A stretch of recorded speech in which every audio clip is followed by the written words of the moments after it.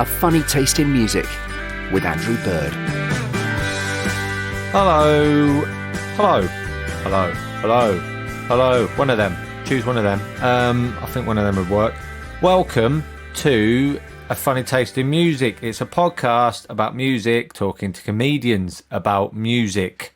That's what I wanted to do, and I'm blooming well doing it. Now, last week was a really good one with Jeff Innocent, and you'll know the Spotify playlist goes along with the podcast. We do the podcast, and there's a Spotify playlist. You can find the music and the songs that have been talked about, and you can listen to them straight away, which is a great thing.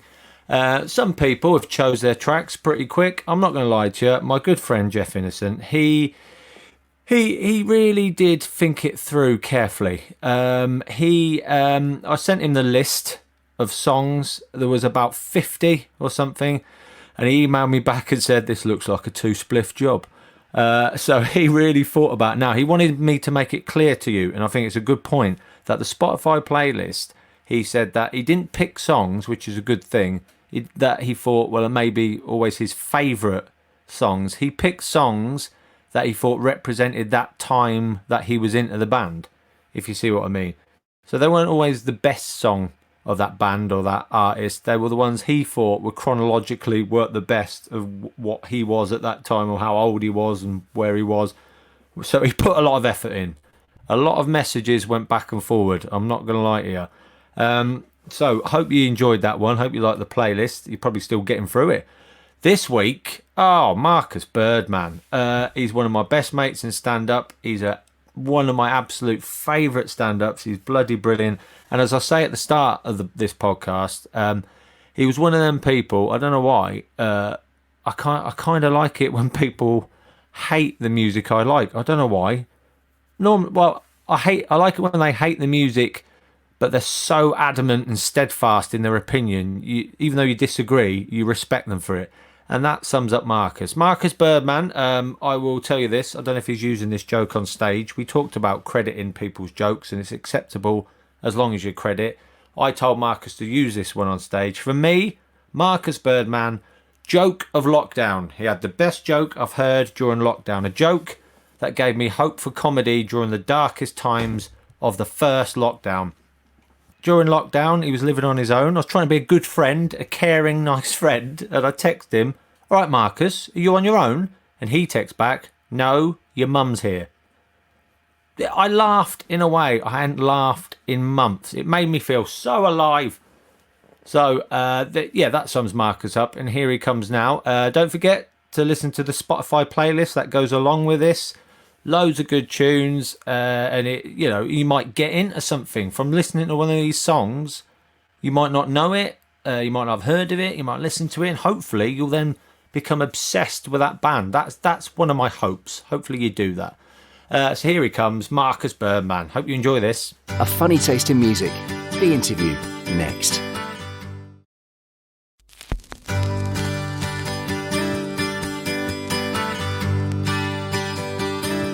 It's a shame you can't see me, actually. I'm sitting by my new skeleton that I bought, isn't it?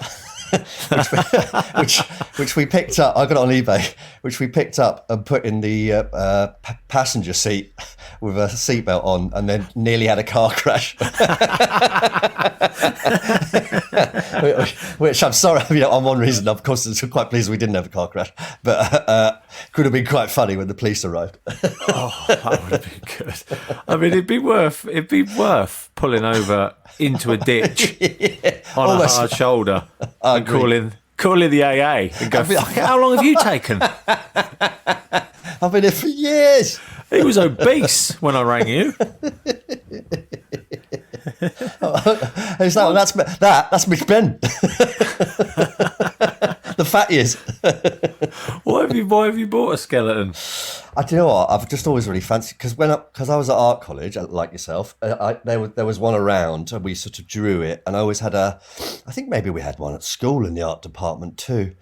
And I just always kind of coveted one. And then the sort of ex-goth in me coveted one too. I just saw it really cheap on eBay, so I thought I'm having that.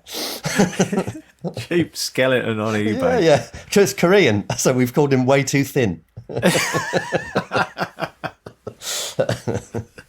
Yeah. Well, that's what eBay's about, isn't it? I mean, I think it's acceptable on eBay. It would be far more unnerving at a car boot, wouldn't it? Yeah. Who's that? Was that on sale, or have you adopted that? Yeah. Has it been a lean lockdown car boot era? But I had at school. Do you remember we had lockers at school? And I don't know about you. When I was young, I was always trying to be like I was in an American movie, teen movie. Yeah. No one used lockers at school. You chuck your PE kit in it, and that was it. Yeah. But I had like a tiny rubber skeleton hanging from the from the inside of the door, like I was in a teen movie. Yeah. I didn't need anything in the locker. It was all in my bag. It's just a skeleton. Yeah. But yeah. So you like music, don't you? Love a bit of music, yes. Oh, that's a relief. This could have been a shit podcast. No, tone deaf. You have that look of someone that I'd say, that look of, well, he likes bands. He's into bands. You know what I mean? You could see you at a live gig. Yeah. Just in your casual wear.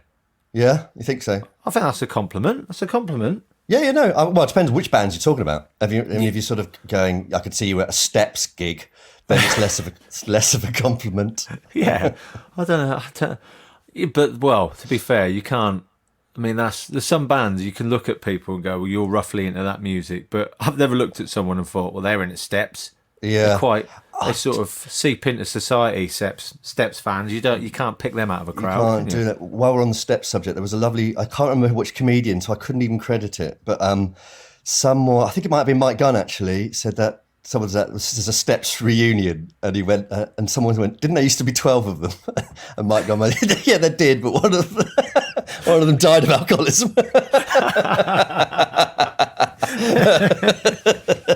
That sounds like that's Mike Gunn. Doesn't it? That's cracking, that. Apologies if it isn't Mike Gunn. I don't know if it was. It was a good joke. If the person gets in touch, I'll clear it up next week. Don't worry. Don't worry. Yeah. Well, I'm not trying to steal it. It's pure admiration that I say it. It's not. Yeah. You can credit jokes. That's always allowed as long as you say who it is. Well, I don't know. Don't know. Might have been Markus Birdman. He's a genius. For the macabre. Yeah. It's always trickier when you quote your own stuff. It is a bit. In the words of me. And I think you could. What you want to do is credit yourself in the third person to make yourself look really arrogant. The great Andrew Bird says, and that's to quote the Times. One of my bits in the Times.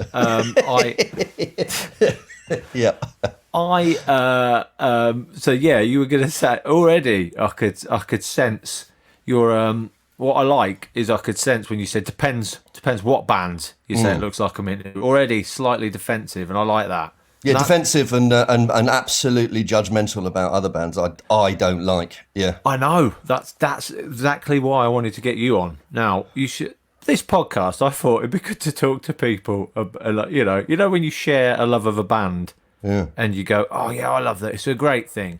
But so far, I think, I don't know what it is. I've been trying to get on people that I know hate a band I love. Yeah. And I've done it a few times. And you, straight away, you were one of the first people I thought of because I have a very clear memory. Yes. You know what I'm going to say. Yeah, I do. Yeah. We're in Thailand. We did. That sounds like we're on a gap year together. We're doing gigs. the great Andrew Bird and Markus Birdman were in Thailand together. Cruising. We were just cruising. Yep. And we were doing gigs in, what was it, 2005? 8, something like that. No. I think you reckon it was earlier. 5, 6, 5. What? Yeah. Okay.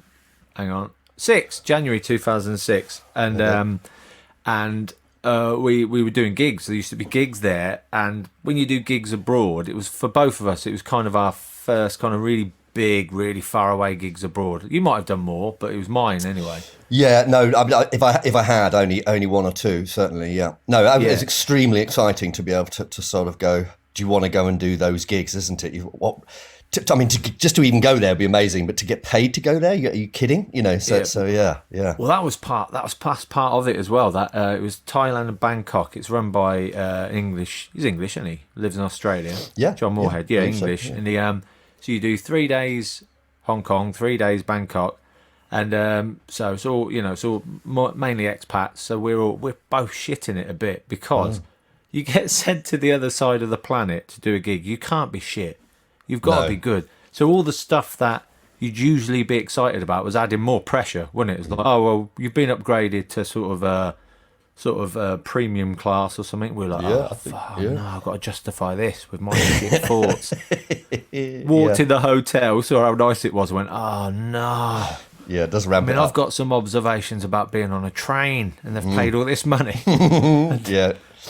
So we both had, the first night, we both had really nice gigs because it was a brilliant gig. You had to be pretty bad to have a shit gig there. But we both had like really good gigs and we were both really relieved and euphoric almost and got pretty drunk. But I remember we were in a bar and you let your guard down and told me that you liked a certain band, yeah? Thinking I'd agree. Let my guard. I did absolutely think you agree. I launched into it thinking, well, we're getting on really well here. This guy. we were getting on really well. I thought, well, this should cement us as best mates for the rest of this trip. We are going to be mates forever. And I just launched into it and said how much I love Oasis, and you immediately chopped me down. And not only that, what I loved is the way you went, oh, I don't know if I can think of you the same now. I've never thought of you the same, Andrew. No. 15 years later or whatever it is, I'm still reeling from that. Still something fishy about you, brother. In your pretty green outfit. Normally head to toe. You've got Absolutely. me pegged there. But I was really disappointed in how adamant and vicious you were off the bat. Good. Definitely maybe. People think that's a great album and you just wouldn't have it. And a little bit of me was like quite upset. But at the same time, he's got his views. I'll give him that. Well, I mean, I think you shouldn't just be going, yeah, I quite like it. You ought to be adamantly prejudicial about what you do and don't like, and verbose about how you cut people down to size when you don't agree with them. Yeah, that's what I think. People complain about like sort of comic reviews being vicious. You sort of go, no, well, I think actually, and I'm not trying to defend any reviewers, but I think reviewers should be vicious. It's sort of like just to be sort of wafty and kind of go, yeah, it's kind of okay. It's a bit like, well, who cares then? Who cares if it's okay? Say it's brilliant or say it's cobblers, but like, and love it or hate it. And I sort of, I do sort of famously, but like for the people who know me, I do either love something or hate something, and there's very, very little in between. Yeah, you really illustrated that night. Yeah, your whole face changed. Did it? As I said it, yeah. Did it? I'm really pleased. Yeah. Well, I stand by it. It's still awful. It's still awful. So usually I would think completely differently about someone. If they hated Definitely Maybe, I'd think, well, I can't be friends with this person. But because you were so adamant, I had a lot of respect for it. And right. You still are. Yeah. Which is brilliant. Even people who hate Oasis usually admit that Definitely Maybe is a great album. You wouldn't even have that. Nah. You're absolutely steadfast. Definitely Maybe is shit. Yeah. I wouldn't say, well... Still, yeah. Yeah, after all these years. Any greatest album of all time, it's there or thereabouts. It's in the top 10, but greatest debut of all time is in the top 3 always, but you still, no.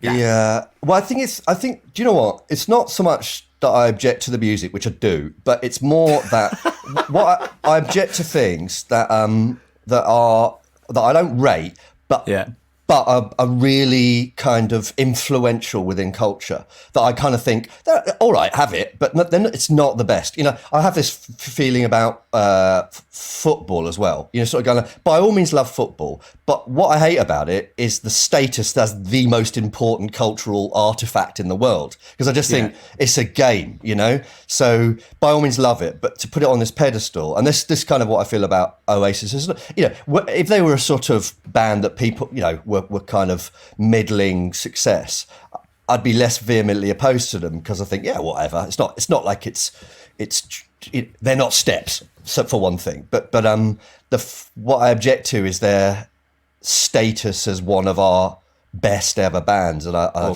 just part of our sort of culture in a way. Part of the culture, yeah. Part of everyday, yeah, like football is. I know what you mean.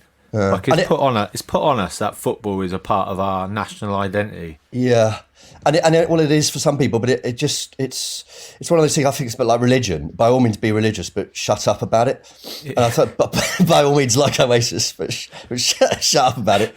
Stop touching kids. yeah, exactly the same. Stay away from our children. Yeah, with Oasis, we're very preachy about them, and we do touch kids. Absolutely. All fans. Yeah, massive in South America.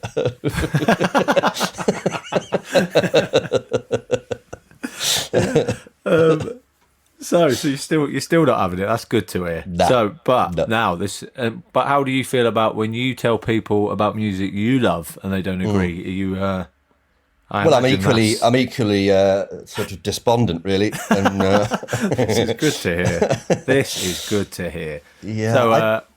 Well, I love reggae, so I like, and that does split opinion between. Again, I think that's a music that people kind of either really, really love, or don't rate. And I always sort of think, if you don't rate, well, I think anyone probably, likewise, when I said I didn't like Oasis, when you feel someone doesn't like your band, it feels like someone doesn't like your soul. Doesn't it? Do you know what I mean? It's like a part of you that much, yeah. Yeah. They don't get. I can't like that person because his soul is essential, or her soul is essentially bent out of shape, or so withered that is just, there's no hope for us. You know, so fundamentally wrong. Yeah, you're wrong. Yeah. Is it with reggae? Is it the people that don't like it? Do you think it's because it's been sort of what's the word? It's been like caricatured a bit, hasn't it? The way punk was. Yeah, it has a bit. I mean, because you know the sort of pope of reggae is Bob Marley, and I think the trouble with Bob Marley is that because he got so successful, he became a bit chocolate boxy, and that sort of One Love, and it all became a bit middle of the road. Yeah, and of course that's great in one sense because it really popularised reggae, but it meant that of course some of his least good tracks were the ones that everybody knew and judged reggae accordingly. And of course they are some of his less good tracks. I mean, some of Bob Marley's stuff is absolutely amazing, but people think reggae just think it's a little bit sunshiny and a bit twee and a bit simplistic, and perhaps don't examine the rich kind of culture of it, really. So is there loads of is there an album track of, if there was an album track of Bob Marley that people don't know as much, what would you go for if you were to put Bob Marley on? If I had to put one Bob Marley track, it doesn't have to be one, but one that you would maybe Positive Vibration, or No Woman No Cry. Which is both off the album Positive Vibration, and it's just much more it's much more political, it's much more Rastafari, which I could take or leave, but it's just a lot less twee and a lot more I feel it has a lot more weight, both musically and kind of lyrically, both excellent.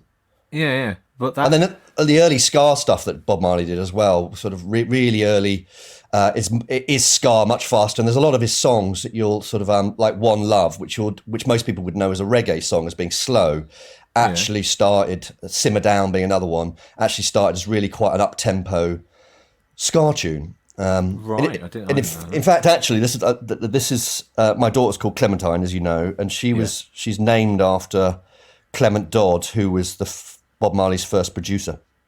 Right. And all that sort of Studio One stuff, which is early ska music, and Bob Marley's early stuff was ska, and that's produced by a guy called Clement Dodd. Yeah, Sir Coxswain Dodd.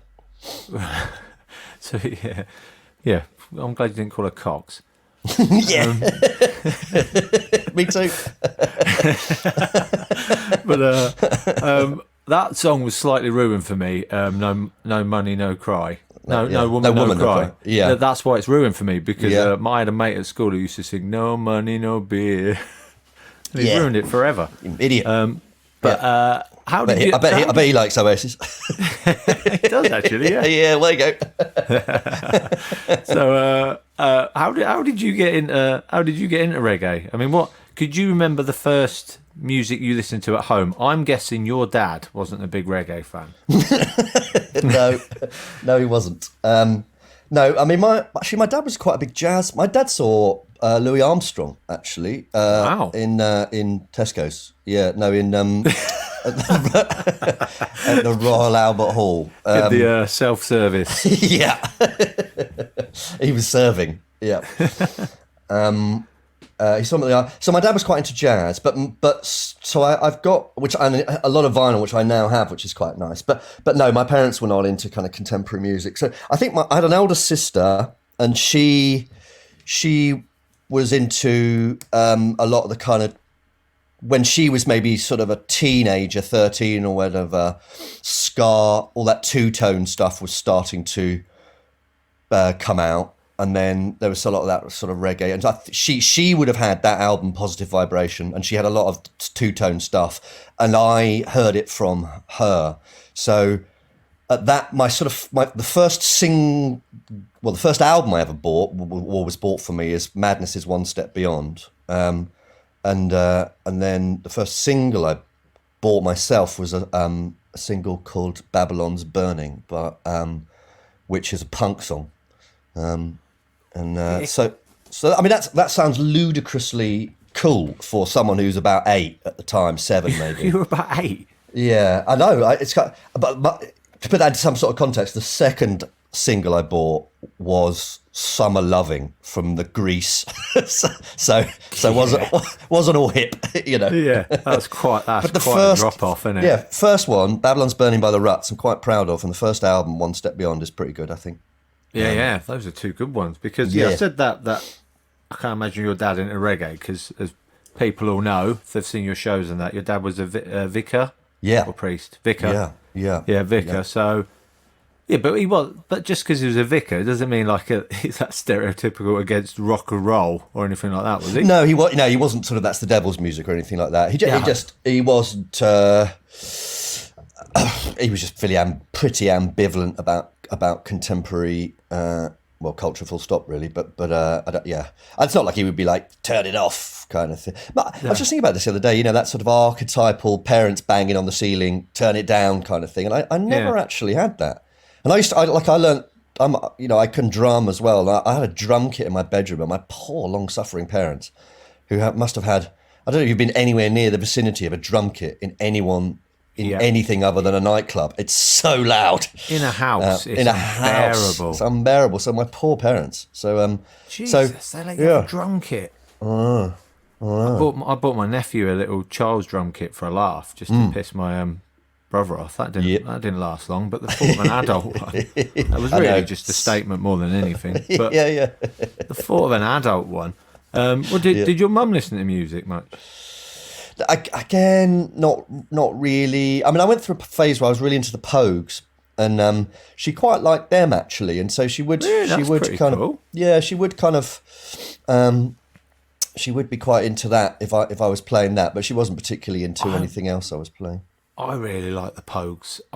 There's that documentary coming out. Yeah, I think it's just come out. Crock of Gold, is it? Yes, something like that. I haven't got that yet, but I'm definitely that'll be watch good. That. Well, all those Julian Temple films have been great. The Filth and the Fury being the sort of most famous one with the Sex Pistols. So he He's pretty good because he was just there, wasn't he? Sort of with all those people. So it's not just someone anecdotally doing it after the fact. I worked in a pub in North London, and it was a den of iniquity. And the Pogues used to come in mostly to score drugs, to be honest with you. And so I always used to give them drugs, give them free booze, really. Yeah. Not that they needed it. But, no. What do you think about that? That's boring every Christmas, isn't it? The fairy tale in New York. It's a bit like, I think, do you agree with this? People saying about the use of the word faggot and having it banned. That song is like a story, isn't it? About a certain time. I think that's right. It's a sort of, they're telling a story of a certain time and setting it in that time. And in that time, that word was kind of used. It's like, yeah, it's preposterous. Banning 12 Years a Slave because they've used the N-word and not letting that film be ever seen again. Yeah, it's preposterous. I mean, I think, veering into that that culture, the sort of cancel culture or whatever, I mean, it's preposterous, the whole thing. And yeah, as an example, that fairy tale of New York. Interestingly enough, Shane MacGowan's own statement, I don't know if you saw it, was like, look, ban it, don't ban it, I don't care. I'm just not interested in debating it. I don't do it. And I think that's exactly right. If you don't want to play it, don't play it. If you do. But it's insane that no one who isn't a moron could think anything other than exactly what you said. That it's contextualized within the story, and he's not. He didn't release it yesterday. Well. Well, there's a date on it. Exactly, it's anecdotally a story. I think that there's that whole cancel culture is ridiculous. I mean, they're banning Mark Twain because again, they're using the N word in it. But it's completely contextualized and and they're not. You can't go banning Huckleberry Finn. What a book. The Pogues. I think Fairy Tale in New York undoubtedly the best Christmas song ever. Not only that, one of the best songs ever. I love that song. It's gorgeous, isn't it? Yeah, no, it's absolutely brilliant. It's absolutely brilliant. And yes, I mean, even it stands the test of being sort of hammered. I mean, that's become very hackneyed in the way that we were sort of saying about Bob Marley's sort of One Love. It's so prevalent at Christmas. You've heard it 1,000 million times, and yet it still sounds good. I know, exactly. It could be played 20 times over a 2-week period, and every time it comes on, I still go, there it is. I heard a woman the other week. I was in doing TV warm-up, and I was in the studio, and there's a lady working on the auto cue, and a Christmas song come on. I can't remember what one it was. I think it was quite a cheesy Christmas song. She was sat on her own. She wasn't aware I was there. It come on. I just heard her out loud to herself go, "Oh no." Well, they are. I mean, they are usually horrific, aren't they? Nearly always. I mean, it's very to get a decent one. There's two things about this. There's a brilliant. I don't know if you heard of J.D. McPherson. Have you? He's a sort of contemporary. He's contemporary, but it's kind of fairly traditional rock and roll. Sort of 50s, late 50s sounding rock and roll, and he's got a Christmas album out called Socks, and that's brilliant. It's but mostly Christmas music is god awful. I mean, you are into that sort of Mariah Carey. Oh man, if you hadn't heard the Justin Bieber Christmas, what did he do? My daughter played it the other day. I mean, the Mariah Carey one's bad enough, and then the Justin Bieber one came on. Is it? What is that new? No, he did it when he was about 12. New? I mean, he did it when he was about 12. Oh, right. I've never heard it. Oh, man, you probably have. And and then gone and nailed your dick to a wall. Do you remember that time? Do you remember that time you nailed your dick to a wall? Yeah. You heard it just before then. That's what set that chain of events off. Yeah. Otherwise, why would you have done that? Yeah. Mickey Bubble, he must make some money. Michael Bublé, that album every year. Yeah. But yeah, well, sweet. So what year did you get? How old were you when you got into the Pogues? Were you young then? Well, I mean, as you know, I'm ancient. So it was pretty good, really, because they were kind of coming up as I became sort of a teenager, really. So that one of their most famous gigs being then St Patrick's Day at the town, what was then the Town and Country, now the Forum, which had Joe Strummer in, and I saw that gig. And you were at it? Yeah. You were there? Yeah.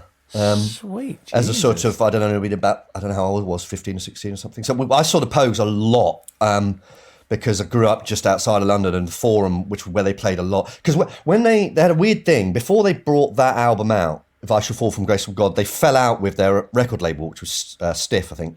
And they didn't want to, they did a sort of Prince where they didn't release an album. They just played live a lot for about 3 years. So I've probably seen the Pogues 15 or 20 times.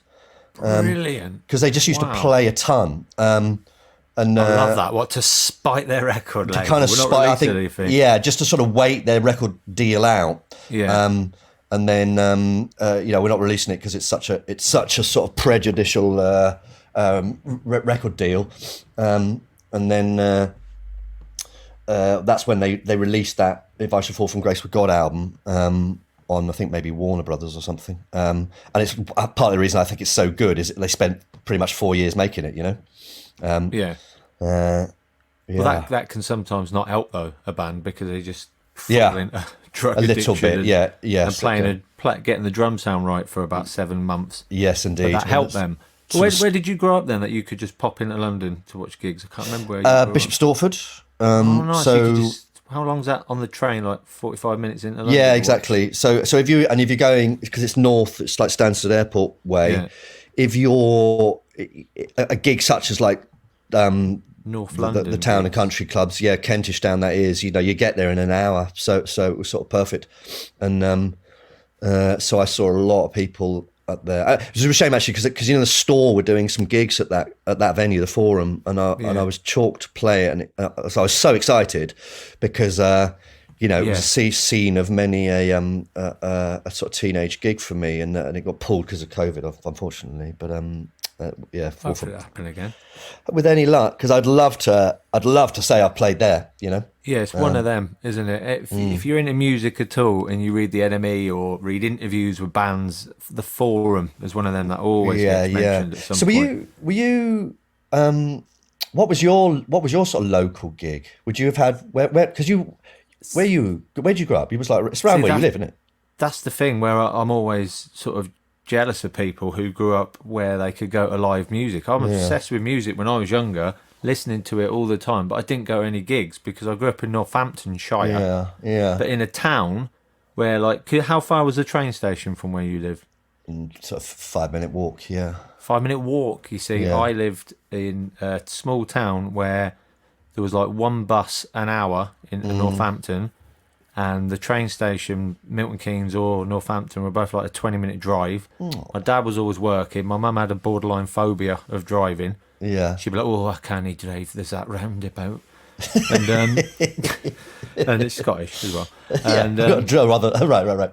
Yeah, and so I didn't go any live music, and all my mates, it was just they were all into dance music and going down the pub. Yeah. So I didn't go. I had no one to go with. I didn't know how to go in. There was a Road Mender in Northampton. I'd heard of bands playing there, but I didn't know how to get there, who to go with. You're right. So the first live gig I went to was, I've said this before, was when my dad took me on my birthday. We went to Wembley Arena to see Bob Dylan.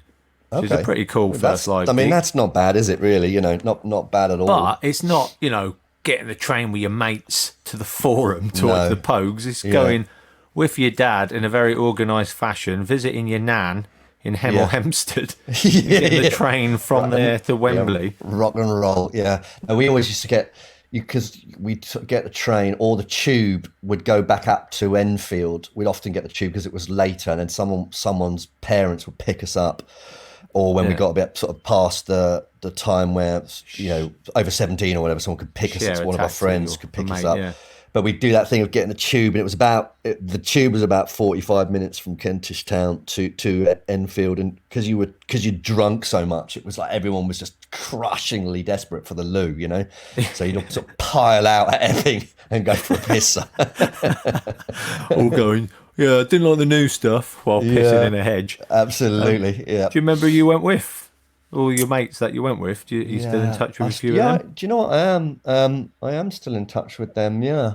Rollo McIntyre. That's a good Scottish name. Your mum probably knows him. And and Jamie McLeish, another good Scottish. Neither of them sound in the least bit Scottish, but I suppose they're Scottish heritage. I used to go with them a lot, and a guy called Crash Taylor, who was called Crash because he was a car crash of a human being. And, I was going to say, get your parents to pick you up. Don't get him to drive. No. Tried that once. Didn't pan out. I'm always jealous of that going with a load of mates to watch gigs. I didn't really get to do that. There was no way, we were in the middle of nowhere. The memories of having mates where we went sharing headphones with your mate. One. And then if you had those sort of the pods, you could get one each, couldn't you? Yeah. Yeah. And sometimes just swapping, going, oh, hang on, this bit's good. Yeah, have that one, and swap it over. I think have that, but not live gigs. How old are you? Can I ask? Oh, I'm 40, bang on. So would you have done vinyl, or would you not really in that era? Was it more? No, yeah. No, vinyl. I was coming out of tapes. I remember having tapes.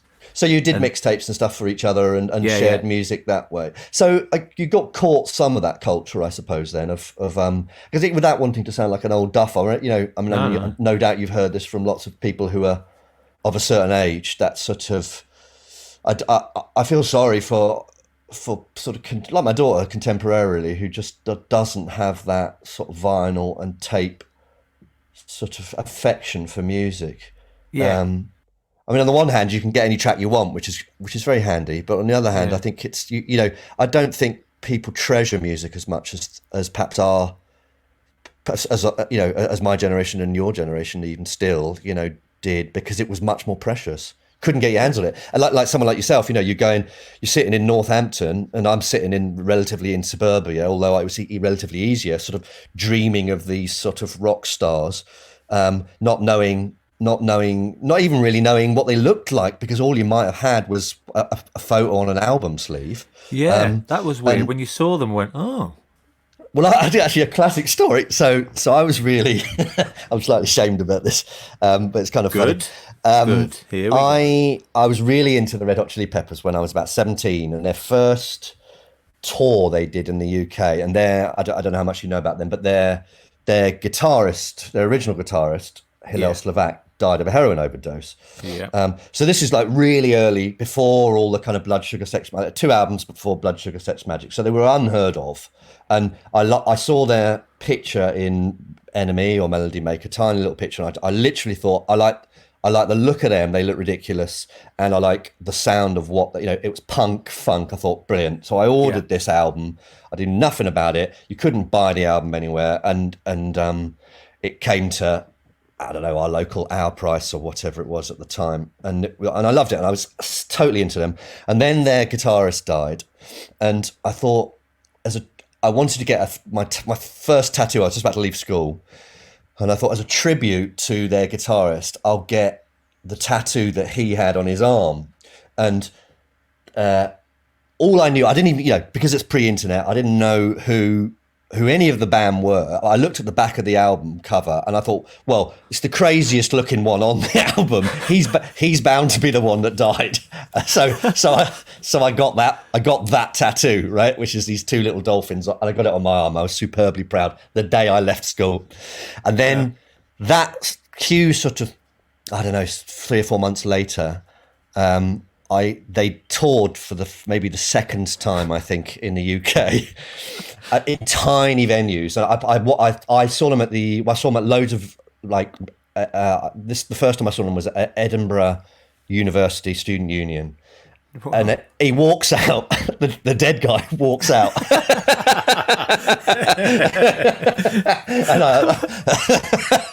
And with his tattoo on his arm, and I thought, oh no, I have nosed this. So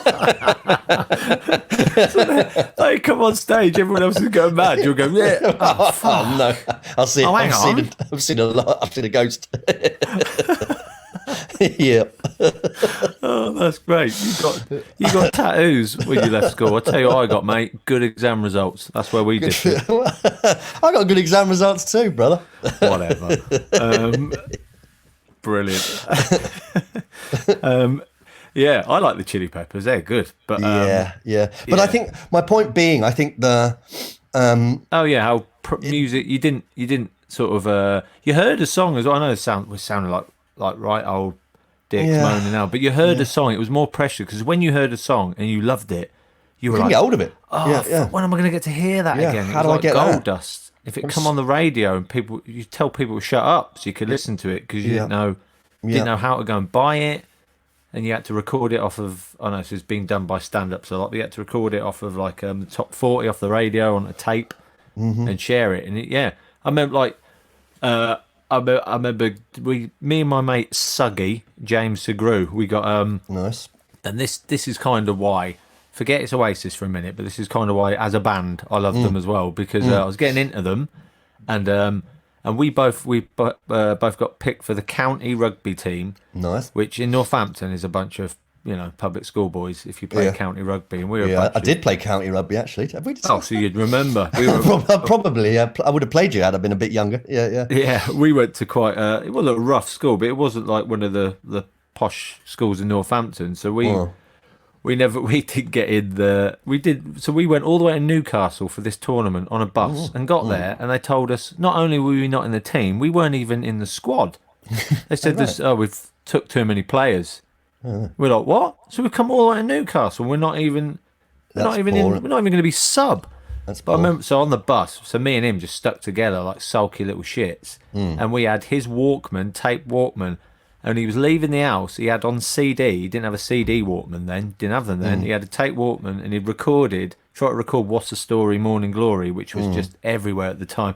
But his mum was shouting him they were late. He only had time to record half the album. So we listened to, and that was all we had. So all the way to Newcastle and all the way back, we listened to half an album over and over again. Well, let's be honest. It's all the same all the way through, mate. Come on. Back in the net. Did you notice? But that was all you had. You just clung onto it, didn't you? Yeah, but I think exactly. On the one hand, you go, well, that's shite, and the quality probably was shite, and it probably had his mum shouting over the top of it. But there was a sort of furtive, kind of almost like a sort of secret, Masonic sort of handshake to passing around stuff that was kind of gold dust because it was really difficult to get hold of certain kinds of music, particularly if it was underground. You really had to search for it. You had to go to a local city to find it. And, one of the things I do, it must be amazing in one sense to go hear that song. Well, it is. And as you well know, you probably do it now. You hear a song on Six Music and you go, I love that. And then you can immediately download it on Spotify. Superb. You've got that track. But it's a shame in one sense because there's there's very little currency to that. There's very little currency to owning the album. It was a badge of honour, wasn't it, to own a copy of What's the Story, Morning Glory, or whatever it might be that you were into. Pogue's album or something. I've got it. And it was it was expensive as well to buy a vinyl, particularly when you were a kid. So part of the time you made damn well sure you liked the album. Yeah. And you didn't just lend it to people willy nilly. You had to be someone you were really good mates with to lend anything to as well. It was more important, wasn't it? I do remember some vinyl in the house. Like now, that's what I call 7 or whatever. Right, I remember, but because my dad had that record player, tape player, all in one, built into like half the living room. One of them. Nice. But then I remember vinyl. I don't remember. My first albums I bought were on tape. I do remember that. But I remember. Which is what? What did you first buy? What was your first? Well, the first few albums I bought on tape, I remember buying. That's quite weird. I remember buying The Doors.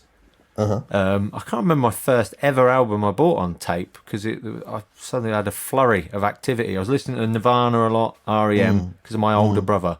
But then I remember buying The Doors, Green Day Dookie. Nice. That was a big one. Everyone Yeah, that's was a good kind of album, listening to. That's a great album. But I remember my first ever CD, probably more than the first tape I bought, because I was just I bought Paul McCartney Flaming Pie. 97. It's a really good album. Is it? Do you know what? I mean, I've never heard of that. Do you know what? It's funny. I was thinking about this. How Paul McCartney has had a sort of, you know, when I was younger, I don't know if this was the same for you. When I was younger, everyone was like, Paul McCartney's an arsehole. You know, it's John and George are the heroes kind of thing. Yeah. And I think nowadays people would go, no, I think Paul McCartney's the best Beatle. Yeah. Weird you know? how that chat. He kind of went a bit. He did go a bit weird, annoying uncle for a while. Well, he definitely produced the worst. Well, perhaps without Ringo, but you know, we'll leave him out of it. But Paul McCartney's definitely produced the worst music from the Beatles, but arguably the best as well. Post Beatles, and you know, if you look at the ones that he wrote when he was in the Beatles, again, you know, the notion that Paul was an idiot is preposterous. So you know, he's fantastic. If you look at it's weird. They go through phases of which one. I don't know if you do that, where you look at the Beatles as they go through phases of which one looks the coolest. And it sort of changes here and there. And there was a point, I reckon, around Rubber Soul, I reckon, where Paul McCartney easily looked the coolest. He looked well cool. Yeah, well, because he looked a bit like a young boy, didn't he? Right at the beginning. Yeah, and then I think he got a bit cooler, yeah, and there was a stage where he was sort of pretty, and then he starts to look. He's not aged well. He looks a bit like Doc Cotton, doesn't he, these days? But he's still done good stuff recently. But he did that. I mean, no, I don't think a lot of people looked that good in the 70s. Perhaps I don't not. think, to be fair, there's not a lot. Not. Well, George Harrison did, I think. I think George Harrison sort of latterly, like John Lennon looked dreadful in the 70s. He didn't suit long hair at all, I thought, and all that sort of hippie sort of long hair and kind of beanie hats and flares and whatnot looked dreadful on John. But I thought on George Harrison, when his sort of long hair hippie, because it was also a bit Eastern, wasn't it? And I think it sort of suited him quite well, I thought. Yeah. John Lennon's got the same thing as me. Long face, long nose. You can't have long hair. Doesn't go. No, you look ridiculous. And I do. Have you ever had long hair? No, I've decided to leave him out of it now and just go me. I do. I've got a face that if I put a hat or sunglasses on, it looks like someone's put it on for a laugh to go, look. Like one of the Easter Island statues. That is it. You can wear a hat. You're a man that can get away with a hat. I like a hat. I can't do that. The key to wearing a hat is that, you've got to get the right shape to suit the shape of your head and face, but also you've got to wear it with aplomb, you know. I'm going to have to wear a top hat. Oh man, go for it. Yeah. One of the things I'm quite looking for, you look like Dr. John. Wear a top hat and some spats, and you look pretty natty. So with that sort of the Pope, because I was talking last week. I was talking to someone who was into reggae a lot as well, Jeff Innocent, and we were saying he reckons you're aware of music sort of around 8, 9. Yeah, I think he said that you're aware of it. You start choosing your own music sort of around 12, 13. I think I'd say that's about right. And you were saying then, as you were a teenager, you were saying it's that kind of thing you were saying as I was a teenager, the Pogues were around as I was a teenager. And that's, for me, that's Oasis was as I was a teenager. Right. So it's sort of felt, probably you feel like that with the Pogues. It's like, well, there was no way I was not going to be into them. You know what I mean? They were kind of around as I was I've had to have my fingers in my ears to not notice them. Yeah. But you then made loads of effort and went to see them. But it's interesting because the Pogues sort of almost. I think. I mean, I agree with the first bit of what you just said. I think, particularly when you're 13, when you're really forging your own identity as a human being, the bands or that you're into at that point are really key. But I think if you look at music, I think one should look at music from how it sounds, but also the look of the band. You know, what they're wearing, and that's really fundamental. And it's a whole package. It's a package. It's a whole package. So, and the Pogues for me sit outside that. I love the music, but I never liked the look of them. I thought they looked quite prosaic, really. I mean, I'm famously, of course, Shane MacGowan looked like a car crash, but so they amused me. Looks what like they he look needs a good shower. He looks like he would feel really great after a shower. Yeah, he'd scrub up all right. That look. Yeah. But they did look quite cool though, in a weird way. Well, they did. They look cool. You know, depends on your depends on your definition of cool. Yeah, if your definition, they didn't look crap, and they looked cool in the sense. You know, there's two definitions of cool for me. There's a definition, the true sense of the definition of cool being like people who are completely happy to be themselves. So within that, I would say someone like Andy Zaltzman is cool. You know what I mean? Because he's completely he's really unashamedly, I'm Andy Zaltzman. He's always Andy Zaltzman to whoever he talks to, and he doesn't care about what he looks like and dresses. And I was like, I hugely admire that. That's cool. Yeah. But on the other scale of how you would define cool as someone you'd like to look like, Andy Zaltzman would be a fail, wouldn't he? It's hardly Elvis. It's hardly Elvis 68 comeback special, you know. So there's sort of two. So the Pogues are cool in the Andy Zaltzman vein, but they're not cool in the sort of Elvis 68 comeback special cool. They're completely comfortable in their own skin. They know who they are. But I don't want to look like them. Like I wanted to look like. That's exactly it.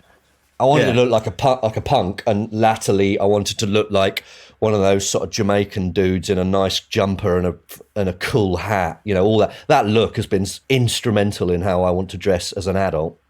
Right. And punk to a certain degree as well, shades of, and two-tone a lot more probably. I'm a bit magpie-ish perhaps in that, but all of those things do fit into that sort of perhaps early music that I was listening to as a teen or a pre-teen. Yeah. So were you into the? This is a wild guess, but if you were into punk a bit, you're into punk, you're into reggae a bit. Were you into? Here you go, a bit of a crossover. Were you into the Clash? Oh man, of course, yeah, of course. There you go. That's a good guess, wasn't it? Because they sort of went a bit gay for a bit, didn't they? Yeah, I mean, I think, and arguably that's their best stuff. I mean, that'll cause ruptures, but I think the Clash are amazing, and I think it's interesting because when you just talk about punk, I mean, I was too young to really experience punk at the time. I was too young. Yeah, you enjoyed the aftermath of it. It was after the event that I listened to it. And got into it. And the first sort of punk stuff I was probably listening to was sort of two-tone, which, you know, it isn't particularly punk, but punk sort of influenced. And the Pogues, again, punk influenced, but not punk. Yeah.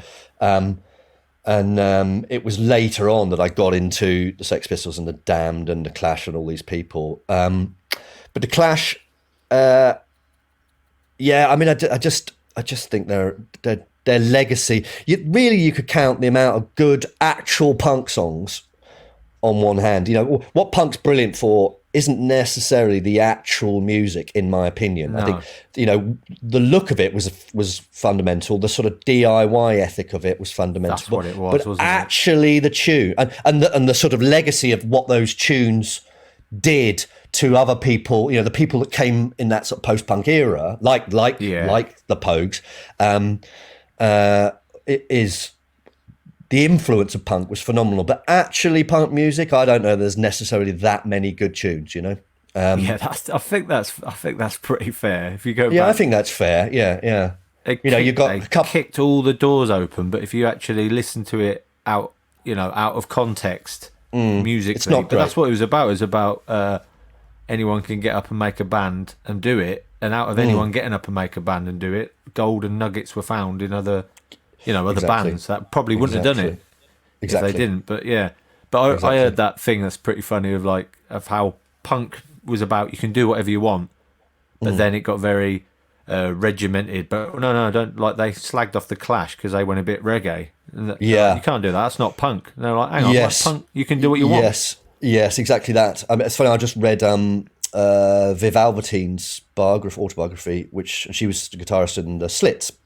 Which is sort of first all-female sort of punk band, and again, a lot of the Slit stuff is pretty crap, but some of it's amazing. And again, more the legacy that every woman you get who gets up now and says who's amazing, your Nadine Chars or anyone goes, I was a huge Slits fan, because they were trailblazers in that. Anyone can do it, and Viv Albertine was saying exactly what you just said, in that it started off with anyone can do it. And oh great, you're a black guy, of course you can be in the reggae, or you're a woman, of course you can be in a reggae. No bother. And then it became this, well, that's not punk, so you can't do it. Kind of its own sort of its own tyranny, yeah. And then she went, well, it's kind of over then, really. And then punk became commercialised, and then became commercialised, or also came in that it got a bit, that sort of oi latterly kind of oi, and then it got a bit right wing and a bit of a stereotype. We get people with massive Mohicans and sort of, it just became a bit of a parody of itself, a bit cartoony, as you say. Yeah, that made me really sad when I saw that McDonald's advert, and it had the sort of Sex Pistols it's got that album graphics cover. Yeah, the Jamie Reed. Yeah. Really clearly ripped it off. It's like, how's punk ended up as a McDonald's ad?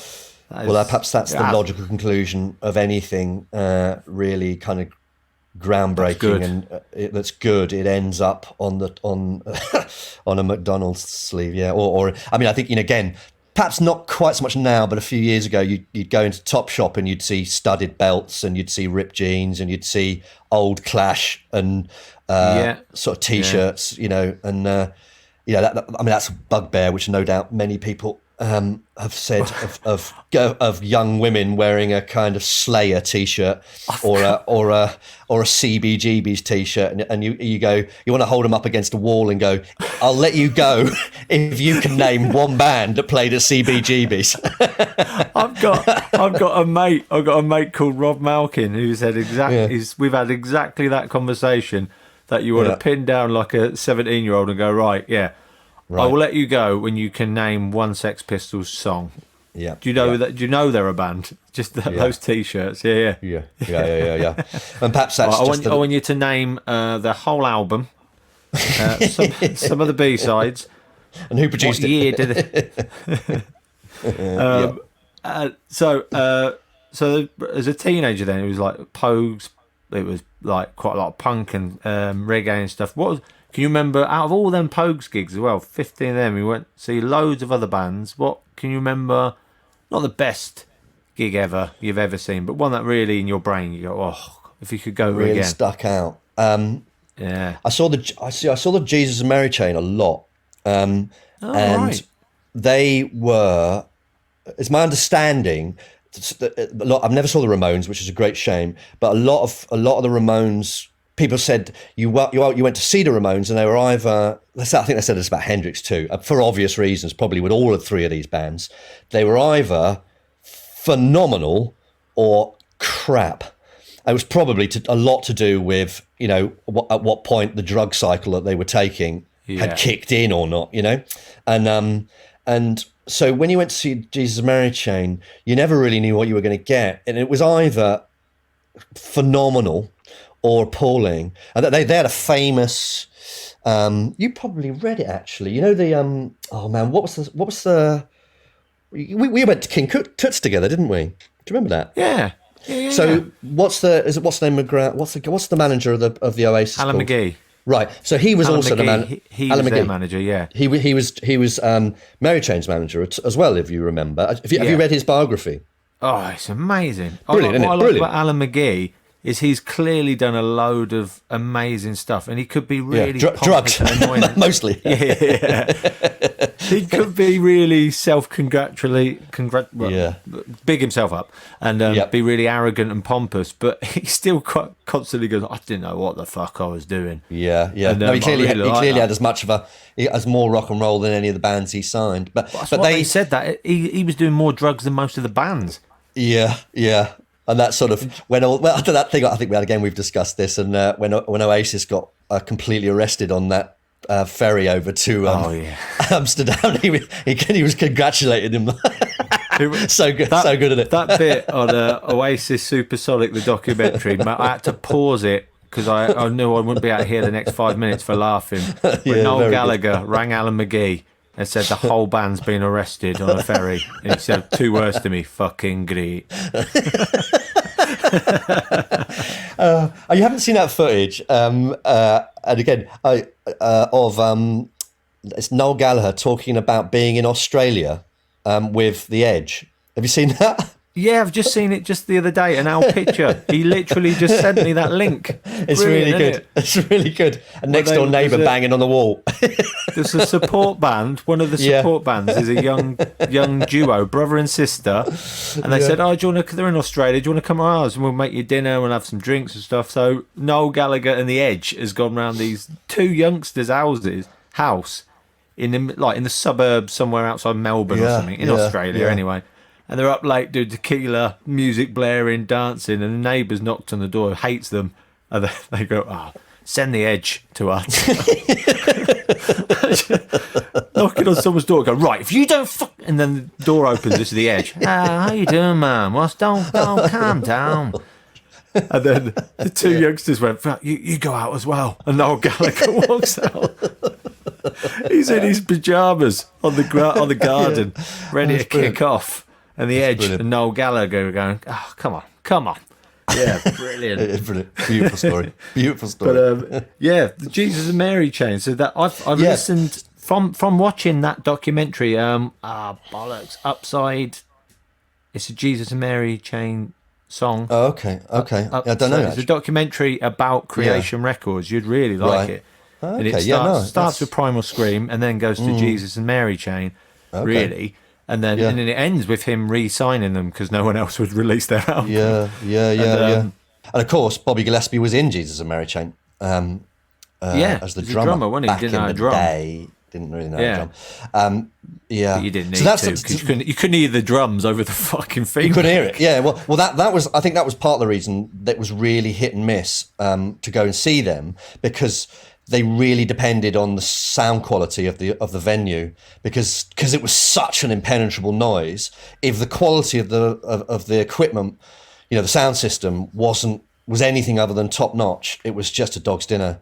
Like I saw them a couple of Edinburghs ago. Actually, they played down in Leith, and I was a bit worried. But the sound quality was incredible, and it was just phenomenal. And that kind of the roar of their guitar sound when it was good quality sound equipment. Well, perhaps that's part of the reason it's like 30 years later or whatever.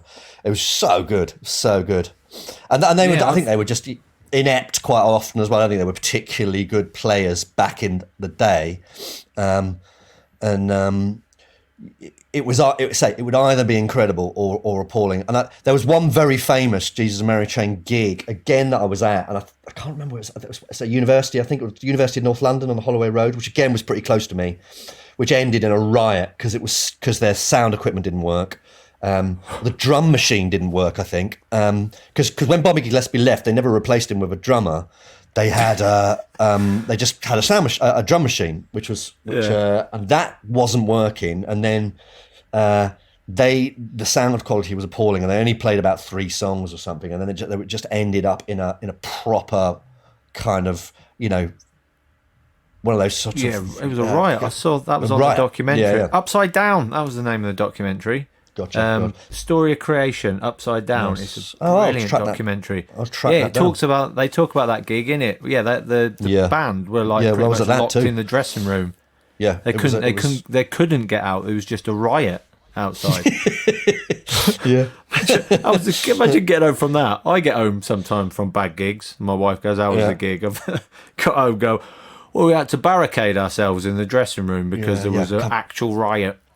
You must have had to barricade yourself into a thing because one of the members of the audience wanted to kill you, though, hadn't you? as a I've comedian? gone down some back stairways, yeah. Yeah, me too. Yeah, I've gone down. me too. I've run down some stairwells like fucking Jason Bourne and run to my car. Yeah, Yeah, me a too. few times.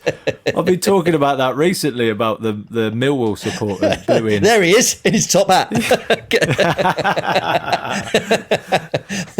No, it's really hard to run away from people in a top hat because it will come off. You have to go back and get it. It must be difficult to be you in a fight as well, because it's pretty easy to hit your face. Yeah. If you go for a body shot, you'll probably catch my chin. I went for his balls, got his chin. Has mixed benefits, Dad. I said that I go to a boxing club to keep fit, right? Just to keep fit. And the bloke who runs it, brilliant bloke, Dazza, he always tries to make me spar, and I always say to him, "Look at my face. Look how easy it'd be hit my face. None of your boxers are going to learn anything from this. Too easy. It's a sitting duck of a face. It's like punching a witch."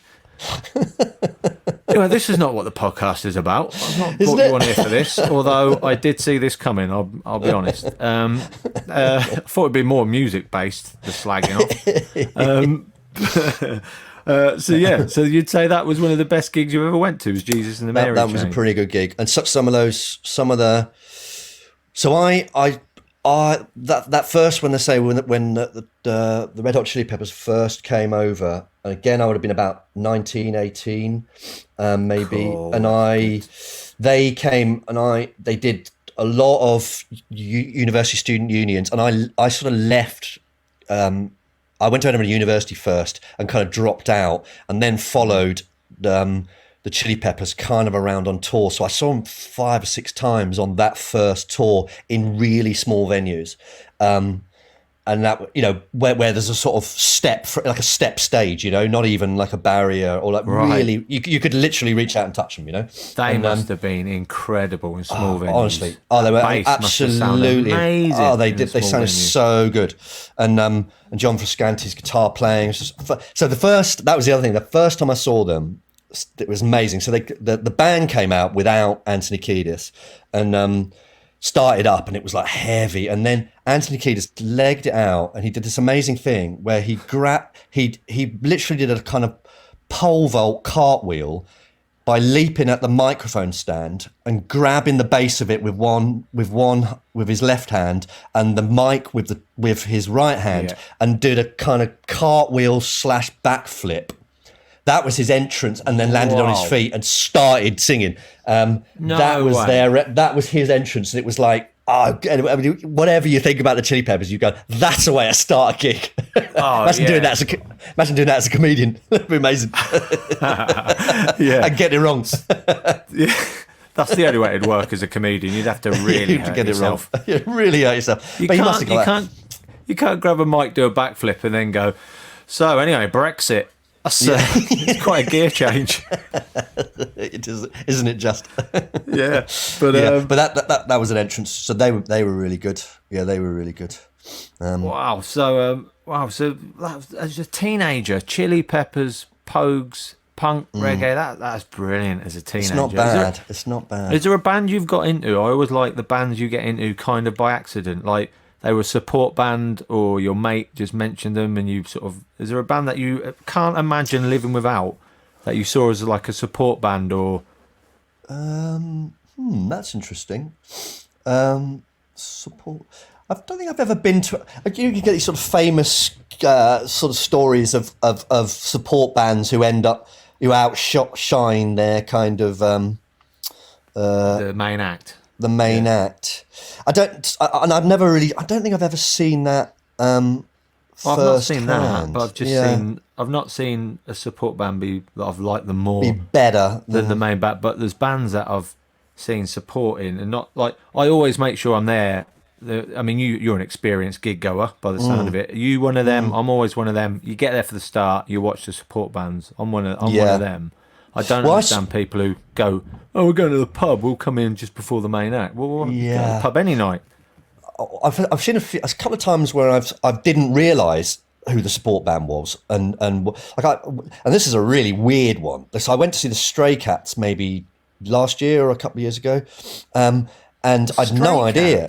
Yeah. I've never heard of them. That's a Oh man, name. it's sort of like a rockabilly kind of rock and roll. Yeah, superb. You've not heard of them? You would have heard of Stray Cat Strut or Runaway Boys. You'd know a couple of their tunes, definitely, Andrew. Okay. I mean, they are talking early '80s, but they still kind of going. You'd recognise a couple of their tunes. They're pretty famous. Right, I'm on it. I'll give them a listen. Superb if you like that sort of thing. But they're rockabilly essentially, and the Selector was supporting them, who were a kind of two-tone ska band. It seemed pretty strange, and I had no idea that they were on. And oh wow, that was. Oh, I know who you. So there's been a couple of times that happened. I saw the Jim Jones review without knowing who they were, and I can't remember who they were supporting. They might have been supporting someone like. Do you know the Jim Jones review? I've heard of it. I don't know. Really heavy kind of blues rock kind of superb, like really loud guitars. Nice. Kind of like Little Richard mixed with sort of Jesus and Mary Chain almost. Little Richard sort of diesel powered, you know. Wow, I'm going to need a sound system for that. Yeah. Yeah, great. Yeah, really, really great raucous sound. And they were and I'd never heard of them. They were supporting someone, and I don't know who it was. And they were fantastic. And latterly, I was like, oh well, I got to go check them out. I'd not heard of them. Yeah, I love that. I love getting into a band when they're a support band because they really feel like they're yours then. You found them. Even though I do that a lot. I'll get into a band and feel like I'm the only one who knows about them. And then they're massive. Just like I'll mention them to people. Everyone knows about them. Have you heard of have you heard it? And they're like, yeah. This band U2, is it? I think it's amazing. Yeah. I'm into their more unknown stuff. Some of the album tracks. I do that quite a lot. Is there and just to last question, good way to finish, I reckon. Although I reckon I have to get you on again. It sounds like there's barely scratched the surface. Barely scratched of the the music surface. you like. I'm still only about 18 by now. Yeah. I have to do this again and come back. Go right. So you're 19 now. I'll do the 20s. And yeah, do this in decades. The decade. Yeah, because I Birdman. haven't even mentioned Jane's Addiction, who are probably one of my favourite bands.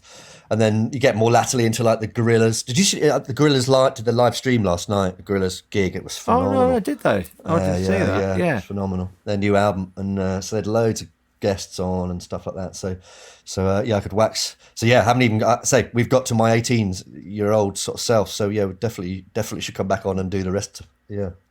Yeah. We'll do a part 2. So yeah, as an album. It's an interesting one, I always reckon. What album, or maybe musician, this is a good one for you. If you told someone you liked and they didn't like, you could never be friends with that person. Let's think. You'd have to write them off as a human. Write them off as a human. Well, we've got the flip of that, of course, was our entrance point. We've covered that. Yeah, we've covered that, and we're still, and I mean, we're talking 15 years later, and we're still papering over the cracks of that. I think it might be the Clash actually, because I think a lot of people get quite snobbish about the Clash, and I'm pretty certain that people who say they don't like reggae, their soul is broken. So that might be the whole genre of reggae. If you don't get reggae and you don't like it, I don't want to be anywhere near you. You'll be happy to know that is 2 weeks in a row now. Yeah. Jeff Innocent had exactly the same answer last week. Yeah. He went, reggae, if you don't like, he said, you don't like reggae, what, as an entire genre? Yeah, he would be furious. Yeah. Or ska. How about, absolutely. Okay, I'll go with ska then, because I think A, that's not what Jeff said, and B, so it's a different answer for you. And also, I think because ska is so much more upbeat, if you cannot like ska, you are dead. You know, but you're saying, is ska to you? Do you think ska's a more accessible upbeat reggae? Yeah, I think ska's way more accessible upbeat reggae. Yeah, right. But a lot of reggae, in fairness, and I'm not, because I love reggae, and I'd be the first to agree with Jeff on what he's saying. But I can understand if people haven't heard enough reggae, that they could be sort of ignorant of the fact that reggae is so good, rather than they've heard the best stuff and thought it was rubbish. So I think I could give you a caveat that might be the case, but everybody's heard ska, and if you can't like ska, there is something fundamentally wrong with you. Yeah, that is a perfect place to end. We've started judgmental, and that is how we're going to end. We're going to end judgmental. Yeah, I think we should. God, I hate to think I didn't go I was non-judgmental in the middle. That would be what a travesty. No, it didn't. No, it didn't sag at all. Don't you worry. You were massively unpleasant in the middle as well. and managed to get a jibe in about your personal looks. You did. I mean, this. I think we've covered it. I've covered it. Yeah, it's all covered. I've ticked everything off. I don't like your music, and your face is ridiculous. How about that? I will be. If you go to the podcast website, you can see a picture of my face to go along with this podcast. It'll accompany this. Lovely face. Yeah, Google me, and then you can agree with everything Marcus has said. You have a lovely face. It's a lovely, friendly face. Thanks, mate. I always think you look a podcast. It's not needed. Your face for podcast. Yeah, got a nose for a podcast. Not even a face for radio. It's the one further down. It's the new face for radio. Yeah, no, he hasn't even got a face for radio, because sometimes you have publicity shots. Thanks, mate. That feels good. That's my self-esteem sorted. Yeah, have a nice day.